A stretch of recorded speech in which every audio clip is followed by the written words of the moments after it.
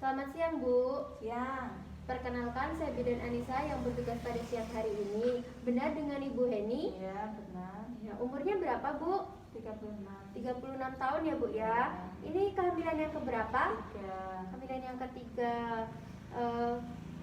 Baik, tadi sudah dilakukan pemeriksaan ya, Bu ya. Untuk tekanan darahnya lumayan tinggi ya, Bu ya, 139/90. Kemudian untuk nadinya 80 kali per menit.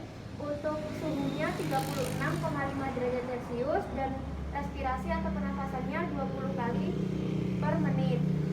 Kemudian tadi keluhannya apa, Bu? Tadi bengkak. Oh, baik. Keluhannya masih bengkak ya, Bu ya. Untuk umur kehamilannya sendiri 34 minggu ya, Bu ya. Benar ya. Baik. Nah, nanti di sini saya akan memberikan edukasi atau memberi penjelasan tentang tanda bahaya pada trimester 3, karena kan umur kehamilan ibu 34 minggu ya, ini termasuk trimester 3. Jadi nanti saya akan memberi penjelasan tanda bahaya pada trimester 3 itu apa saja, seperti itu. Tujuannya agar ibu mengetahui tanda bahaya pada trimester 3 itu apa saja dan bisa mengetahui cara mengatasinya. Seperti itu ya, Bu ya. Nanti lama tindakannya sekitar 10-15 menit. Apakah ibu bersedia? Ya. Bersedia. Apakah ada yang ditanyakan, Ibu? Enggak. Tidak. Baik, jika tidak ada yang ingin ditanyakan, sebelumnya saya cuci tangan terlebih dahulu ya, Bu ya. Saya tutup tirainya ya, Bu ya.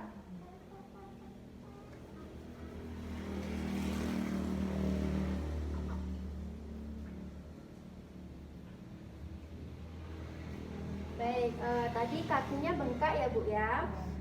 Sebelumnya ini sudah berapa hari, Bu? 1 hari. Baik.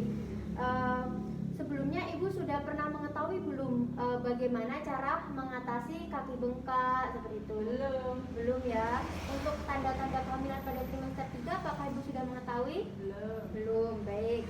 Baik, Bu. Jadi untuk trimester 3 sendiri itu ada tanda-tanda bahaya kehamilan, Bu. Yang pertama adalah gejala preeklamsi atau kejang. Kemudian yang kedua adalah gerakan janin kurang. Kemudian yang ketiga adalah pendarahan pervaginan. Kemudian yang keempat adalah ketuban pecah dini. Jadi ketubannya pecah sebelum pada waktunya. Seperti itu ya, Bu ya. Nah, untuk yang pertama adalah gejala preeklamsi, Bu. Nah, untuk gejala preeklamsi sendiri itu ciri-cirinya yaitu pandangan mata kabur seperti itu. Kemudian yang kedua sakit kepala yang berat dan juga menetap. Kemudian yang ketiga nyeri di bagian ulu hati. Kemudian yang keempat adalah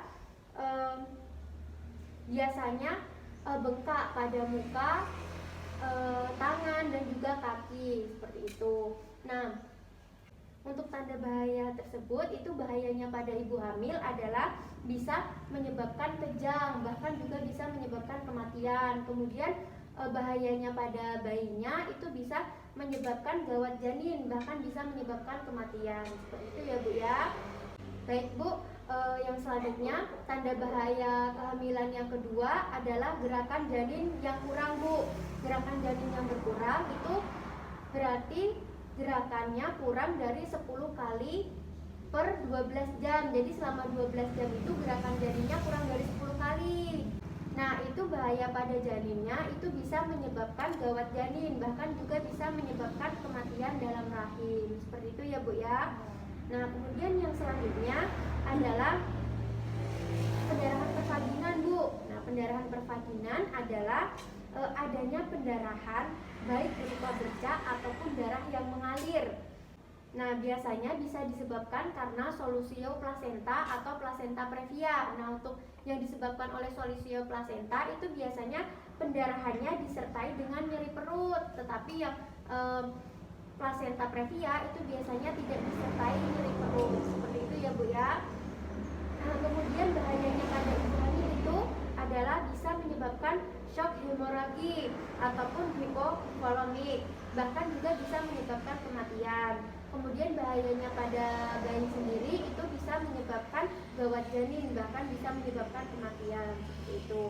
Nah, yang selanjutnya adalah ketuban pecah dini. Jadi ketuban pecah sebelum pada waktunya ya, Bu ya. Itu cairan yang keluar keluar tanpa disadari oleh pasien melalui jalan lahir. Biasanya berbau khas ya Bu ya. Bahayanya pada ibu hamil itu bisa menyebabkan infeksi. Kemudian bahayanya pada janin itu bisa menyebabkan gawat janin dan juga infeksi. Seperti itu ya Bu ya. Baik Bu, apakah dari yang sudah saya jelaskan tadi ada yang ditanyakan? Tidak, sudah paham ya Bu ya? Sudah paham. Baik, jika sudah paham, nanti apabila Ibu mengalami tanda bahaya tersebut, Ibu bisa datang ke tenaga kesehatan ya Bu ya. Nah, untuk cara mengatasi kaki bengkak yang Ibu alami tadi, nah itu Ibu bisa apabila Ibu tidur, itu kakinya bisa ditaruh bantal ya Bu ya, atau diletakkan lebih tinggi dari kepala seperti itu. Kemudian apabila Ibu sedang duduk, usahakan kakinya jangan menggantung. Kemudian apabila Ibu berjalan atau berdiri, usahakan jangan terlalu lama. Seperti itu ya Bu ya. Sudah paham? Sudah. Baik, jika sudah paham Ibu, tadi tanda bahayanya apa saja Bu? Pendarahan, kemudian kemudian pecah ketukan sebelum waktunya. Iya, baik, saya rasa sudah paham ya Bu ya. Baik, jika sudah paham, nanti apabila ada yang ingin ditanyakan lagi, Ibu bisa kontak langsung saya ya Bu ya. Seperti itu. Terima kasih ya Bu ya atas kerjasamanya. Saya izin membereskan alat dan mencuci tangan terlebih dahulu.